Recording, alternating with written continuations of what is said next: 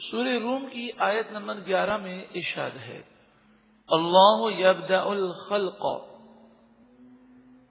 اللہ تعالی نے مخلوق کو پہلی مرتبہ پیدا فرمایا، ثم یعیدہ، پھر انہیں انسان کو، جنات کو اور کئی مخلوقات کو رب العالمین دوبارہ پیدا فرمائے گا، ثم الیہ ترجعون، پھر اسی کی طرف تم لوٹائے جاؤ گے، وَيَوْمَ تَقُومُ السَّاعَةُ، اور جب قیامت قائم ہوگی، یبلس المجرمون، مجرمین گناہگار مایوس ہو جائیں گے، وہ اپنے آپ کو سمجھ لیں گے کہ آج تباہی ہمارا مقدر ہے۔ وَلَمْ يَكُنْ لَهُم مِّن شُرَكَائِهِمْ شُفَعَاءُ، اور ان کے جھوٹے خداؤں میں سے، بتوں میں سے کوئی بھی ان کی سفارش کرنے والا نہ ہوگا، وَكَانُوا بِشُرَكَائِهِمْ كَافِرِينَ، اور وہ خود اپنے بتوں کا انکار کریں گے، ان سے نفرت کا اظہار کریں گے، مگر کل بروز قیامت یہ نفرت کا اظہار انہیں کام نہ آئے گا۔ وَيَوْمَ تَقُومُ السَّاعَةُ، اور جب قیامت قائم ہوگی، یومئذ یتفرقون، اس دن لوگ الگ الگ ہو جائیں گے، مومن جنت میں جائیں گے اور کافر جہنم میں جائیں گے، تو نیک اور گناہگار اس وقت الگ الگ ہو جائیں گے۔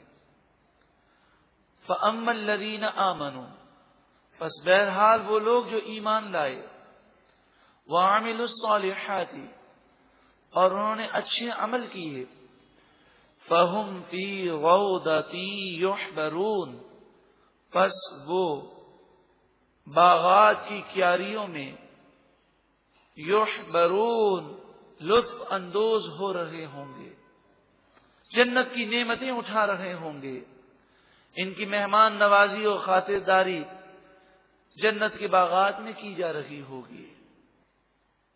دنیا کی تھوڑی تکلیف برداشت کرنی ہے، ایک نہ ایک دن دنیا سے چلا جانا ہے،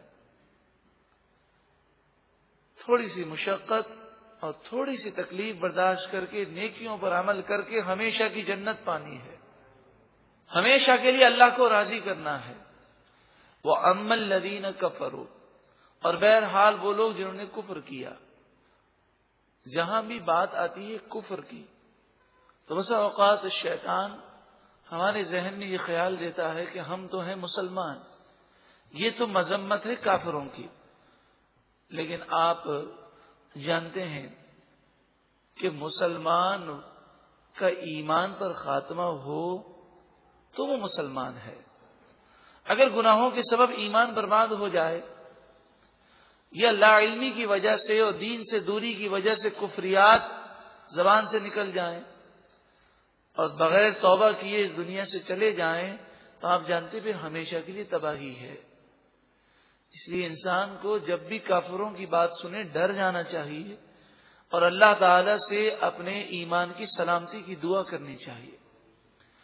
وَأَمَّا الَّذِينَ كَفَرُوا، اور بہرحال وہ لوگ جنہوں نے کفر کیا، وَكَذَّبُوا بِآيَاتِنَا، اور ہماری آیتوں کو جھٹلایا، وَلِقَاءِ الْآخِرَةِ، اور آخرت میں اللہ سے ملاقات کو بھی جھٹلایا، آخرت کا کوئی ان کا تصور نہیں ہے۔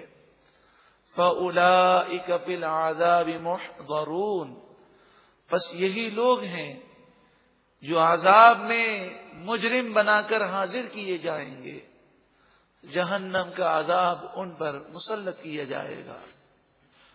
فَسُبْحَانَ اللَّهِ، پس اللہ کی پاکی بیان کرو، حین تمسون، جب تم شام کر لو یعنی رات ہو جائے، مغرب اور عشاء ادا کرو، وحین تصبحون، اور جب تم صبح کرو یعنی فجر کی نماز ادا کرو، وَلَهُ الْحَمْدُ فِي السَّمَاوَاتِ وَالْأَرْضِ، اور اللہ ہی کے لیے آسمان اور زمین میں حمد ہے، ساری خوبیوں کا وہی مالک ہے۔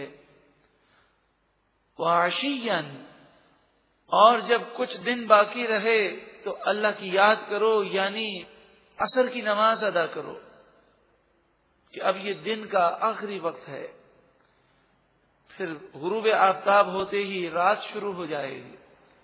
وحین تظہرون، اور جب تم دوپہر کرو تو اللہ کو یاد کرو، یعنی ظہر کی نماز ادا کرو۔ 5 نمازوں کا ذکر ہے۔ 5 نمازیں یہ وہ پیارا وظیفہ ہے کہ جو 5 نمازیں ادا کرے اسے 50 نمازوں کا ثواب دیا جاتا ہے۔ اور مسلمان کے لیے سب سے اہم وظیفہ وہ نماز ہے۔ علماء بیان فرماتے ہیں کہ جو نماز پڑھنے کا عادی نہیں، جان بوجھ کر ایک وقت کی نماز بھی قضا کر دیتا ہے، اس کی دعائیں قبول نہیں ہوتی، بلکہ نیک لوگ اس کے لیے دعا کریں تو ان کی دعا بھی قبول نہیں ہوتی۔ یہاں تک کہ علماء بیان فرماتے ہیں کہ جو نماز جان بوجھ کر چھوڑنے کا عادی ہے، اسے وظائف پڑھنے کا بھی کما حقہ فائدہ حاصل نہیں ہوتا۔ تو سب سے اہم وظیفہ نماز ہے۔ نماز ادا کریں، سکون کے ساتھ درست نماز ادا کریں، اور اللہ سے یہ دعا مانگیں کہ پروردگار تو ہمیں نمازوں کی لذت عطا فرما۔ خشوع و خضوع، توجہ، اخلاص، للہیت نماز میں مل جائے تو یہ بہت بڑی نعمت ہے۔ اللہ تعالی ہم سب کو یہ نعمت عطا فرمائے۔ یخرج الحی من المیت، اللہ رب العالمین مردہ سے زندہ کو نکالتا ہے۔ وَيُخْرِجُ الْمَيِّتَ مِنَ الْحَيِّ، اور زندہ سے مردہ کو نکالتا ہے۔ اس کی تفصیل آپ پہلے بھی سماعت کر چکے۔ مرغی زندہ ہے، اس کا انڈا بظاہر مردہ ہے، پھر اس بظاہر مردہ نظر آنے والے انڈے سے چوزا پیدا ہوتا ہے جس میں جان ہے۔ اس طرح کی بے شمار مثالیں ہیں۔ وَيُحْيِي الْأَرْضَ بَعْدَ مَوْتِهَا، اور رب العالمین مردہ زمین کو زندہ فرماتا ہے۔ منجر اور ویران خشک سرزمین کو وہ بارش کے ذریعے زرخیز اور سرسبز و شاداب بنا دیتا ہے۔ وَكَذَلِكَ تُخْرَجُونَ، اے لوگوں، اور اسی طرح تم بھی قبروں سے نکالے جاؤ گے۔ جو مردہ سے زندہ نکالنے پر قادر ہے اور زندہ سے مردہ نکالنے پر قادر ہے، جو زمین سے فصلیں اگانے پر قادر ہے، وہ تمہیں بھی قبروں سے نکال کر کل بروز قیامت جمع فرمائے گا۔ تو اس قیامت کے دن کی تیاری کرو، اور ہر گزرنے والا لمحہ یہ سمجھو کہ موت کے ہم قریب ہو گئے۔ اللہ رب العالمین ہم سب کو عمل کی توفیق عطا فرما۔